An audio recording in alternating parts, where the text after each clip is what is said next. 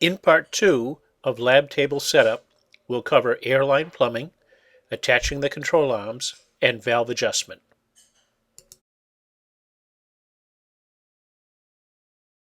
To install the tubing into the fitting, press the tubing into the red ring until it stops. If the tubing needs to be cut, it must be cut clean and square to the ends, not on an angle. To remove the press lock connector, push the red ring in towards the fitting and pull the tubing out. Remember, proper plumbing techniques should be followed when dealing with airline fittings, such as properly sized wrenches and the use of Teflon tape or some other sort of sealant. Run the airline to your air source and connect.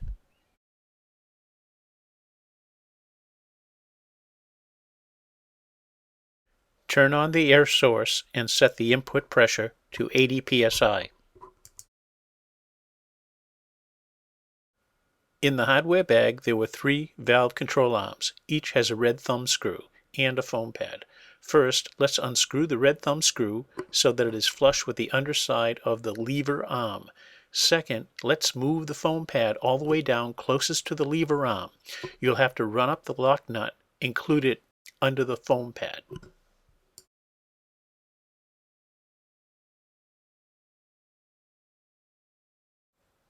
Go ahead and place each valve control arm into the valve bracket on each of the 3 valves. There are valves on the 2 front legs and on the back left leg.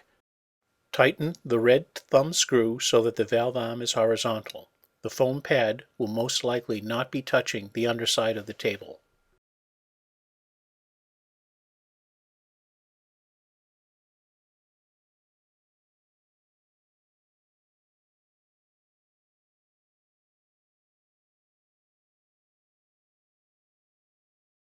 We are going to start with adjusting the air on the back left leg. This leg also controls the back right leg. Push the valve lever arm down and become familiar with how the isolator responds. Run the isolator all the way up to its max travel.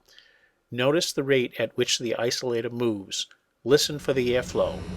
Now, unscrew the foam pad screw until the isolator floats at a height of about 3/8 of an inch. This is measured between the load disc and the clamp ring.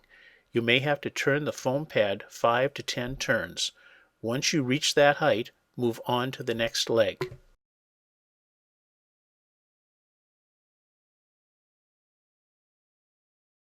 Next, we'll adjust the front right leg. Cycle the lever arm, making sure the isolator responds, and set it to 3/8 of an inch float height, exactly the same as the first leg. Do not pay attention to the positions of the other legs since we have not adjusted all the legs and the table is not floating evenly yet. Third, adjust the front left leg to the same float height. Notice the back right leg comes back down when the front left leg is raised. Once all 3 valves are adjusted to 3/8 of an inch float height, the table is ready to use. You may have to go back and make some small adjustments to the foam pad screw to make sure each leg is even.